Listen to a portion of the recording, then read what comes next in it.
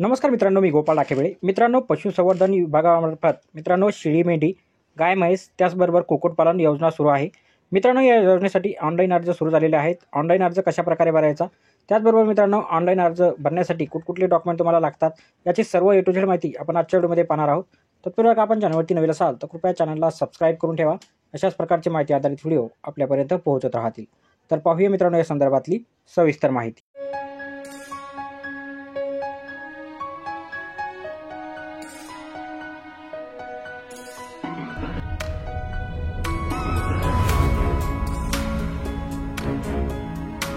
तर मित्रांनो, सर्वात अगोदर तुम्हाला ah.mahabms.com या वेबसाईटवर यायचं आहे. याची लिंक तुम्हाला व्हिडिओच्या डिस्क्रिप्शन बॉक्समध्ये दिलेली आहे. इथे आल्याच्यानंतर भरपूर सारे ऑप्शन आहे. यामध्ये तुम्हाला अर्जदार नोंदणीवरती क्लिक करायचं. याच्यावरती क्लिक केल्याच्यानंतर अर्जदार नोंदणी करण्यापूर्वी काही बाबी लक्षात घ्यायच्या आहे, ज्यामध्ये लाल चिन्ह असलेले सर्व तुम्हाला भरणं अनिवार्य आहे. काही खाली माहिती आहे ती सविस्तर तुम्ही वाचून घ्या. वाचल्याच्यानंतर मित्रांनो, आता तुम्हाला सर्वात अगोदर अर्जदाराची वैयक्तिक माहिती द्यायची आहे, ज्यामध्ये सर्वात अगोदर अर्जदाराचा आधार कार्ड क्रमांक येणार आहे. त्यानंतर वय जे असेल आधारानुसार ते इथं टाकून घ्या. त्यानंतर पहिले नाव, त्यानंतर इथं वडिलाचे नाव आणि त्यानंतर आडनाव इथं टाकून घ्यायचं आहे. त्यानंतर लिंग पुरुष, स्त्री किंवा इतर जे असेल ते मित्रांनो इथं अशा प्रकारे टिक करून घ्यायचं आहे. त्यानंतर एक मोबाईल नंबर तुमचा टाकायचा आहे. त्यानंतर ईमेल आय डी टाकला तरी नाही टाकला तरी चालेल, कंपल्सरी नाही. त्यानंतर तुम्हाला इथं जिल्हा निवडायची ऑप्शन येईल. याच्यावरती क्लिक करून आपला जो जिल्हा असेल तो जिल्हा इथं निवडून घ्यायचा आहे. त्याच्यानंतर मित्रांनो पुढे तुम्हाला तालुका निवडायची ऑप्शन येईल. याच्यावरती क्लिक केल्याच्यानंतर आपल्याला तालुका दाखवला जाईल. याच्यामधून आपला तालुका सिलेक्ट करा. त्यानंतर इथं गावाची यादी येईल. आपलं गाव इथून अशा प्रकारे मित्रांनो निवडून घ्यायचं आहे. याच्यानंतर आता तुम्हाला जात प्रवर्ग विचारला जाईल, ज्यामध्ये तुमची जी जात असेल ती जात इथं निवडून घ्यायची आहे. त्यानंतर पुढे मित्रांनो तुम्हाला दिव्यांग प्रवर्गातून आपण अर्ज करत आहात का, असेल तर होय करायचं आहे, नसेल तर नाही करायचं आहे. त्यानंतर दारिद्र्य रेषेखालील आपण आहात का, जर असेल मित्रांनो तो होय करा, नसेल तर नाही करा. जर असेल तर आपल्याला दारिद्र्य रेषेतील यादीचा क्रमांकसुद्धा इथं द्यावा लागणार आहे. आता शैक्षणिक पात्रता द्यायची आहे मित्रांनो, आपलं शिक्षण किती झालेलं आहे ते. त्यानंतर नजीकचा महिन्यातील जो आपला अट आहे याच्यानुसार आपलं क्षेत्र किती आहे ते इथं टाकून घ्यायचं आहे मित्रांनो. त्यानंतर राशन कार्डचा क्रमांक इथं टाकायचा आहे. पुढे मित्रांनो तुम्हाला बँकेचं नाव टाकायचं आहे. त्यानंतर त्या बँकेचा अकाउंट नंबर तुम्हाला इथं टाकून घ्यायचा आहे. पुढे त्या बँकेचा IFSC क्रमांक आणि शाखा अशा प्रकारे तुम्हाला इथं संपूर्ण माहिती भरायची आहे.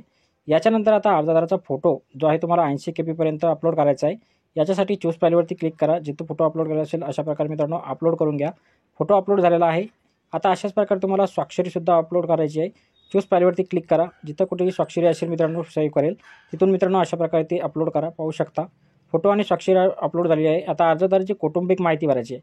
आता इथं कौटुंबिक माहिती कशी भरायची आहे, तर अर्जदाराने स्वतःचं नाव वगळून जी राशन कार्डमध्ये इतर नावे आहेत ती इथं टाकायची, ज्यामध्ये पुरुष जर असेल, समजा राशनमध्ये एक पुरुष असेल तर तो, त्यानंतर स्त्री असेल ते एक, तुम्ही इथं सोडून द्यायचं आहे तुमचं मेन नाव. त्यानंतर अशा प्रकारे राशन कार्डमध्ये जसे नाव असेल ते इथं टाकून घ्या. त्यानंतर पुरुष, स्त्री, मेल, वय जे असेल ते लिहा.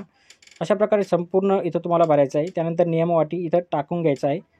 क्लिक करून मित्रांनो पुढे चलावरती क्लिक करा. यानंतर आपण भरलेली माहिती तपासून योग्य असल्यास जतन करायचं आहे, नसेल तर मित्रांनो आपण इथं बदलसुद्धा करू शकता. पाहू शकता अर्जदाराची वैयक्तिक माहिती दिलेली आहे. संपूर्ण माहिती एकदा बरोबर आहे किंवा नाही इथं तुम्ही एकदा चेक करून घ्यायचं आहे.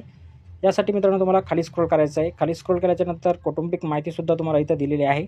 त्यानंतर आता बदल करायचा आहे तर बदल करा, नाही तर जतन करा. जतन केल्याच्यानंतर आपली नोंदणी यशस्वीरित्या झाली आहे. आता आपण योजनेसाठी अर्ज करू शकता, म्हणून पुढे चलावरती क्लिक करा. याच्यानंतर आता अर्ज करण्यापूर्वी काही बाबी लक्षात घ्यायच्या आहेत, त्या सविस्तर तुम्ही एकदा वाचून घ्या आणि त्यानंतर बंद करा या बटनावरती तुम्हाला क्लिक करायचं आहे.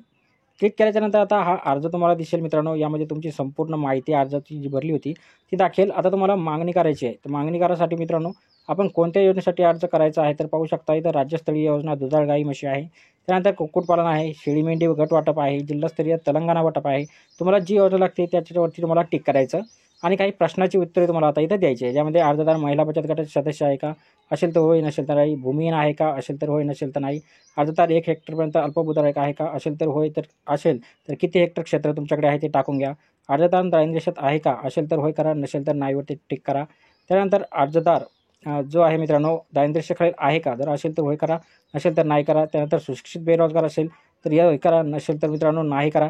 त्यानंतर खाली तुम्हाला अर्जदाराकडे चारापैकी घेण्यासाठी सिंचन व्यवस्था आहे का, जर असेल तर होय, नसेल तर नाही. त्यानंतर अर्जदाराकडे सध्या उपलब्ध असलेला पशुधन साठा द्यायचा आहे, ज्यामध्ये संकरित गाय किती आहे, देशी गाय किती आहे, म्हैसी किती आहे, शेळ्या मेंढ्या किती आहेत, जे असेल ते मित्रांनो इथं टाकून घ्यायचं आहे. जर काय तुमच्याकडे काहीच नसेल तर 0 टाका. अर्जदाराकडे शेळ्या मेंढ्यासाठी वाडा उपलब्ध आहे का, तर होय करायचं मित्रांनो. असल्यास किती जनावरांसाठी तुमच्याकडं जो वाडा आहे उपलब्ध आहे. अर्जदाराकडे वाडा असल्यास त्याचा प्रकार द्यायचा आहे, त्याचं बांधकाम कसं आहे, कच्चं आहे किंवा पक्कं बांधकाम आहे किंवा गवती छपराचे किंवा वाडा तुमच्याकडे नाही तर डायरेक्ट तुम्हाला वाडा नाही याच्यावरती तुम्हाला टिक करून घ्यायचं आहे. त्याच्यानंतर आता खाली स्क्रोल करायचं आहे. खाली आल्याच्यानंतर इथं पाहू शकता अर्जदाराकडे शेळी मेंढी पालन विषय प्रशिक्षण घेतलेले आहे का. जर घेतलेले असेल तर येस करा, नसेल तर नोवरती क्लिक करा. याच्यानंतर अर्जदार हिस्सा हा स्वतः उभारणार असेल तर किंवा बँकेकडून उभा करणार असेल तर इथं तुम्हाला ते टाकायचं आहे. स्वतः करत असाल तर स्वतः, बँकेच्याकडून घेत असेल तर बँक. आता कर्ज घेत असल्यास बँकेचा तपशील द्यायचा आहे, असेल तर होय करायचं आहे, नसेल तर नाही. त्यानंतर मागील 3 वर्षात किंवा कुटुंबातील कोणत्या व्यक्तीने शासकीय पशुधनाचा लाभ घेतलेला नाही त्या ठिकाणी तुम्हाला नाही करायचं. त्यानंतर कुटुंबातील कोणती व्यक्ती शासकीय नियम शासकीय संस्थेमध्ये नोकरीत नाही त्याच्यावरती सुद्धा नाही करा. त्यानंतर 1 मे 2001 नंतर तिसरे अपत्य नाही याच्यावर सुद्धा नाहीच करायचं आहे. त्यानंतर अर्जदार हा महानगरपालिका, नगरपरिषद, कटक मंडळे, पंचायत समितीचा रहिवासी आहे का, असेल तर होय, नसेल तर नाही करा. आता या योजनेअंतर्गत माझे प्रकरण मंजूर झाल्यास 1 महिन्याच्या आत ते खरेदी करेल याच्यासाठी तुम्हाला होय करायचं आहे. खाली नियमांना अटी वाचून घ्यायचं आहे, टिक करायचं आहे. त्यानंतर पुढे चलावरती क्लिक करायचं आहे. हा संपूर्ण अर्ज तुम्हाला इथं अशा प्रकारे दाखवला जाईल मित्रांनो. हा प्रिव्ह्यू एकदा बघून घ्या. काही एडिट करायचं असेल तर मित्रांनो आत्ताच करू शकता, बदल करू शकता. त्यानंतर मित्रांनो काही बदल करायचा नसेल तर जतनवरती क्लिक करा. जतनवरती क्लिक केल्याच्यानंतर मित्रांनो आता अर्ज जतन केल्यानंतर त्यामध्ये कुठल्याही प्रकारचा बदल करता येणार नाही. मला मान्य आहे याच्यावरती क्लिक करून मित्रांनो जतन करा. जतन केल्याच्यानंतर मित्रांनो तुम्ही पाहू शकता अशा प्रकारे मित्रांनो तुमचा जो अर्ज आहे तो यशस्वीरित्या सबमिट झालेला आहे.